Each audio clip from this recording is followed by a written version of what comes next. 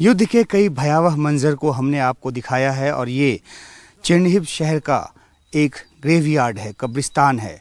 और इस कब्रिस्तान में सैकड़ों की तादाद में उन लोगों को लाकर दफनाया गया है जिन्होंने इस युद्ध में अपनी जान गंवाई है, चाहे वो सैनिक हों या फिर आम सिविलियन।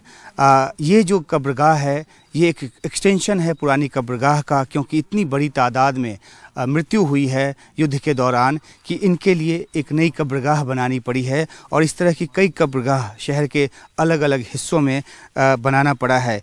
एक वजह तो ये भी रही कि जब यहाँ पर युद्ध हो रहा था और रूसी सैनिक मौजूद थे और जो डेथ हो रही थी, तो जहाँ एक पुराना कब्रगाह है जहाँ उनको दफनाया जा सकता था, वहाँ पे रूसी सैनिकों का उस इलाके पे कब्ज़ा था और इसलिए भी जो नई जगह है वो तलाशनी पड़ी। लेकिन ये एक बहुत ही पुराना कब्रगाह है जिसका की एक्सटेंशन ये है और तकरीबन 1000 के आसपास यहाँ पर जो मृतक हैं उनको दफनाया गया है, ऐसी जानकारी हमें यहाँ से मिली है।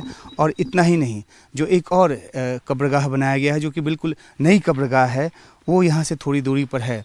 तो ये एक भयावह मंजर को बताता है कि किस तरह से सिविल इलाकों को भी जो रूस ने टारगेट किया और बड़ी तादाद में सिविलियंस की भी जान गई है। और हमने यहाँ देखा है कि किस तरीके से जो एक्सटेंशन है, किस तरह से नई ज़मीन को